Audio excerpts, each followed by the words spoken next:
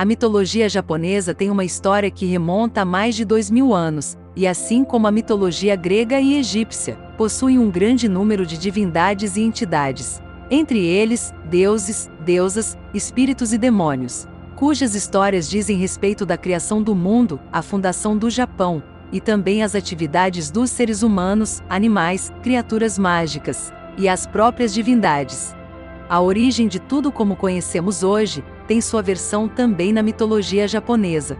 A criação da terra, dos céus e dos mares foram obras dos deuses da criação na mitologia do Japão. Antes de conhecer um pouco sobre o incrível mito da criação japonesa, curta, inscreva-se e ative o sininho de notificação para saber mais sobre curiosidades. Na mitologia japonesa, tudo na natureza tem um kami. Kami é uma divindade ou espírito. Nós ocidentais chamamos de alma. Porém, para os japoneses o kami habita absolutamente tudo.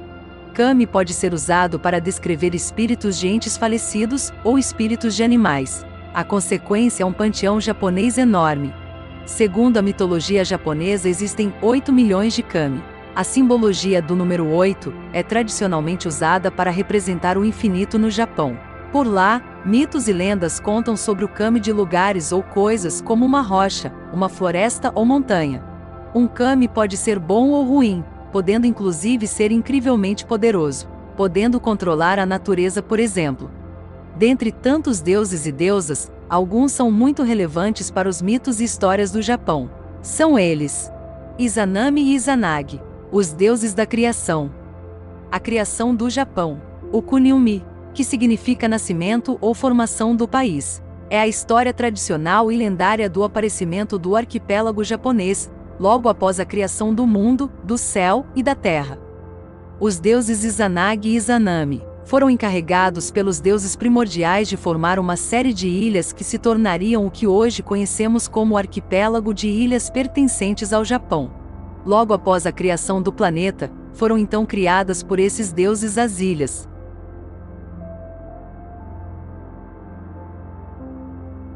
Depois de o mundo ter sido criado, o céu e a terra eram apenas uma massa sem forma que ainda estava em evolução, e precisava ser moldada. Os deuses que haviam surgido no momento da criação da Terra se reuniram para discutir o destino do planeta. Eles decidiram então delegar mediante um mandado a celestial missão da criação das primeiras ilhas ao casal mais jovem dos deuses, Izanagi, aquele que é convidado, e Izanami, aquela que convida, para ajudá-los em sua missão divina, e entregaram a ambos a sagrada lança, coberta de pedras preciosas. Izanagi e Izanami se postaram sobre a celestial ponte flutuante, e com a lança sagrada, começaram a moldar a massa caótica que era a terra. Os deuses decidiram então levantar a lança, e ao erguê-la, caíram gotas de água salgada, que se coagularam dando origem à primeira ilha. Logo após a formação desta ilha, ambos os deuses apreciaram sua bela criação, construindo de maneira espontânea um majestoso altar chamado Yashidono, com uma imponente coluna celeste, rodeada por uma sala magnífica. Então subitamente Izanagi se sentiu curioso em relação às formas do corpo de Izanami e lhe perguntou como seriam. Ao que ela respondeu que seu corpo estava completamente formado, porém uma parte sua não havia crescido e estava fechada. Izanagi lhe disse então que seu corpo estava igualmente formado, mas ao contrário do dela, possuía uma parte que crescia demasiadamente. Assim teve a ideia de que se introduzisse essa parte dele, naquela parte dela, poderiam criar mais ilhas.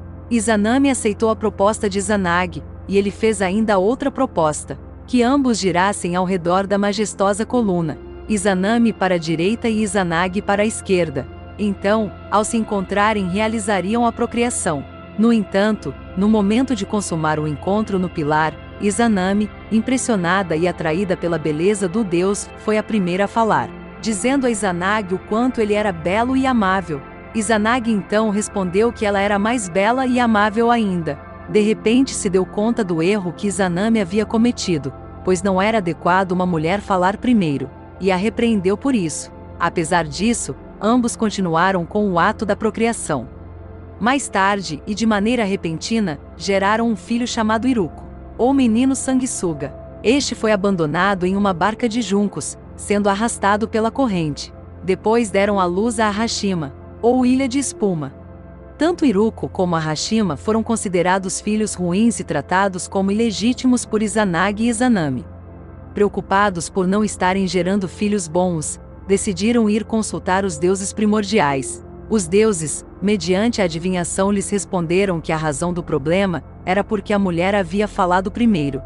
Assim, o casal de deuses retornou ao templo que criaram e novamente giraram seus corpos em volta da coluna celestial, e ao se encontrarem, dessa vez foi Izanagi o primeiro a falar, seguido por Izanami. Começaram nesse momento a procriar outras ilhas.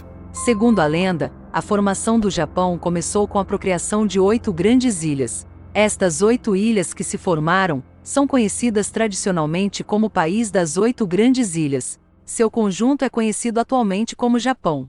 No mito, no entanto, não é mencionado a ilha de Hokkaido nem a ilha Ryukyu, pois na época em que o livro Kojiki, o mais antigo livro sobre mitologia e história japonesa, foi escrito, estas ilhas ainda não haviam sido descobertas, sendo desconhecidas para os japoneses. Ainda depois de terem dado à luz as 8 ilhas, eles ainda tiveram mais 6. Izanagi e Izanami passaram a se amar profundamente, e dessa relação de amor nasceram diversos deuses. Até que a deidade do fogo Kagutsuchi, no momento de seu parto, queimou as partes íntimas de Izanami, a ferindo mortalmente. Depois de muito agonizar em dor, Izanami morreu. Do seu sofrimento angustiante, e por consequência a morte, outros deuses foram criados, surgindo dos seus fluidos corpóreos. Nesse momento, Izanagi foi destruído pela dor da perda de sua amada, e chorou sua morte. Suas lágrimas deram origem também a um deus. Izanagi, ao ver sua amada morta depois de tanto sofrimento, foi possuído por um ódio insano. Tomou sua espada de 10 palmos e assassinou seu filho Kagutsuchi, destruindo seu corpo em pedaços. Desesperado então de amor e saudade, Izanagi não conseguia viver sem sua Izanami, e decidiu partir para o Yumi, ou mundo dos mortos, disposto a resgatar sua amada. Ao adentrar o mundo sombrio, finalmente se reencontrou com Izanami, então lhe disse que a criação ainda não havia terminado, e pediu que ela voltasse ao mundo dos vivos com ele. Ao que ela respondeu ser tarde demais para tal coisa, pois àquela altura já havia se alimentado no mundo da morte. No entanto, ela faria uma tentativa e consultaria as divindades do lugar para saber se havia saída para eles. Antes, porém, ela o alertou de que jamais olhasse para ela. E então se foi. Conforme o tempo passou, Izanagi se viu preocupado com sua demora e decidiu ir atrás dela. Tirando uma das presilhas que prendia seu longo cabelo, ateou fogo para enxergar o lugar.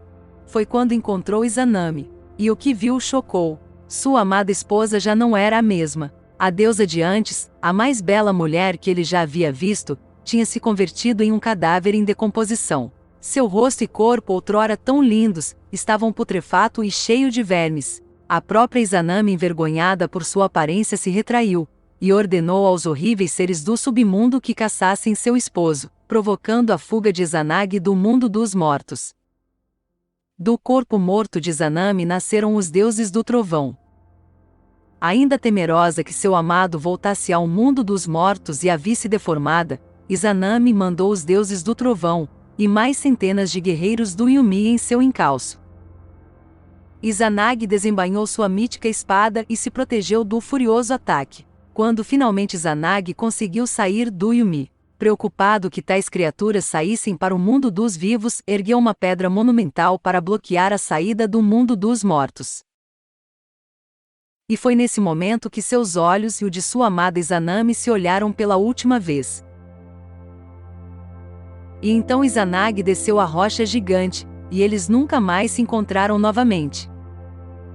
Ao regressar de tal lugar tão medonho, Izanagi fez uma cerimônia de purificação shintoísta, o que deu origem aos deuses mais importantes do shintoísmo: a deusa do sol, o deus da lua, e o deus do mar. Izanagi então encarregou-lhes do controle do mundo. Por conta desse evento mítico, se justifica o ciclo de vida e morte dos seres humanos. Dessa bela, porém trágica história de amor, muitos deuses e divindades foram concebidos. Muitos são homenageados e reconhecidos como divindades até os dias atuais pelo povo do Japão. Gostou? Então curta, comente, compartilhe e se inscreva. Até a próxima!